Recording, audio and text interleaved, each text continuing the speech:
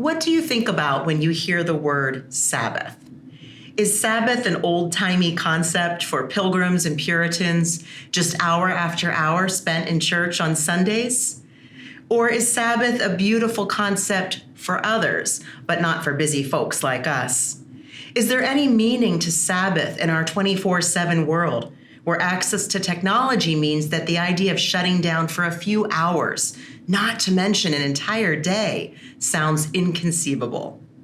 Hi, I'm Amy Pagliarella, and I'm one of the pastors here at Fourth Presbyterian Church. It's such a pleasure to welcome you to the July sessions of Rhythm and Word. Now that we're in the heart of summer, I think some of us are able to step away from daily schedules. School's out. Maybe you're taking advantage of an employer's more relaxed summer work hours, or simply enjoying a July 4th holiday. It's time to try something new. So we're going to consider another of God's gifts to us, Sabbath. We'll imagine together the ways God calls us to find time and space for Sabbath rest. I first became intrigued by the idea of the Sabbath years ago when Professor Dorothy Bass came to Fourth Church to speak about her new book. She described a Sunday lunch with church friends who were also professors.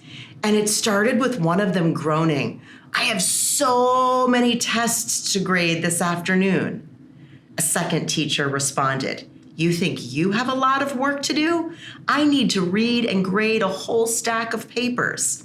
They continued, trying to top each other as they described the busy Sunday afternoons they had ahead of them.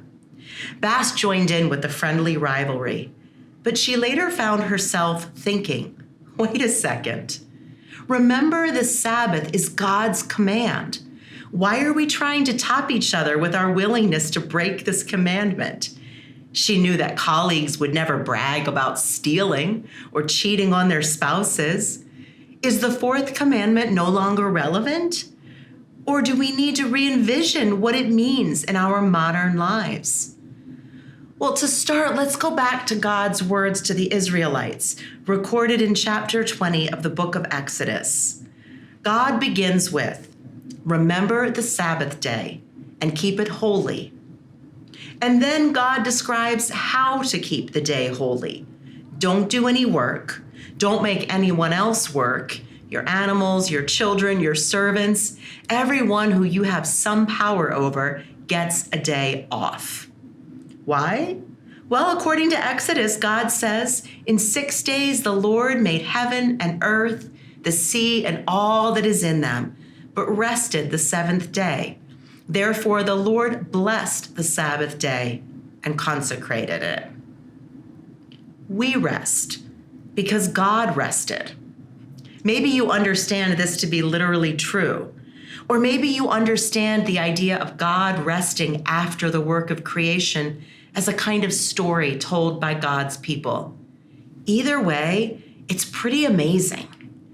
Just imagine.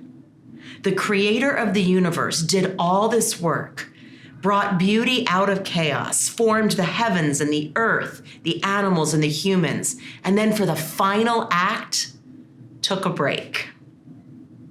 Even God took a day for rest and restoration. So perhaps this is why Sabbath warrants one of the coveted spots in the Bible's favorite top 10 list. Over the next few weeks, we'll talk about what Sabbath is and what it isn't. And we will imagine ways to experience Sabbath time in our own lives, whether that's an entire day or afternoon, a couple of hours we carve out each week, or an annual weekend retreat. The only command is to remember the Sabbath. There are no rules, no should or should nots. God's call to set aside some sacred time is not an order. It's an invitation. God offers us a time in which we are not expected to do anything, but are invited to simply be. And when we accept this invitation, we remember 3 vital truths. I hope you can hear these and carry them with you throughout the week. First, God is enough. It's God who created the world and God who continues to sustain it. We don't need to hold up the sky. God will still be God, even, maybe especially, if we put down the laundry and the computer. Second, you are enough. You are not what you do, what you produce, or what you earn.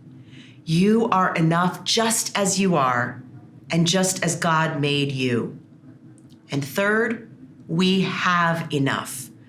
We don't have to consume anything during our Sabbath time, not even time, because we have all the time we need. And so if you're already taking Sabbath time for yourself, keep enjoying that time as God's gift to you.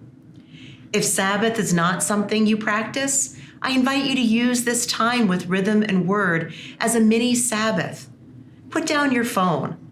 Close any of the other apps or windows running on your device. And take a deep breath. And exhale. Let out everything that isn't serving you right now. All the worries and the frustrations, just let them go.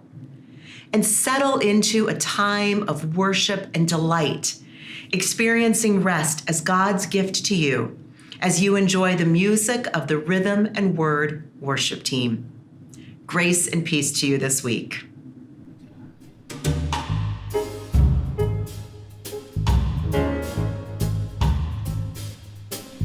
Oh, rest in the Lord, wait patiently for him, and he shall give thee thy heart's desires. Oh, rest in the Lord, wait patiently for him, and he shall give thee thy heart's desires, and he shall give thee thy heart's desires. Commit thy way unto him, and trust in him. Commit thy way unto him, and trust in him.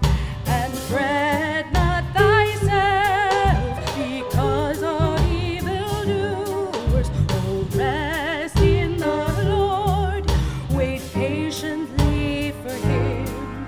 Wait patiently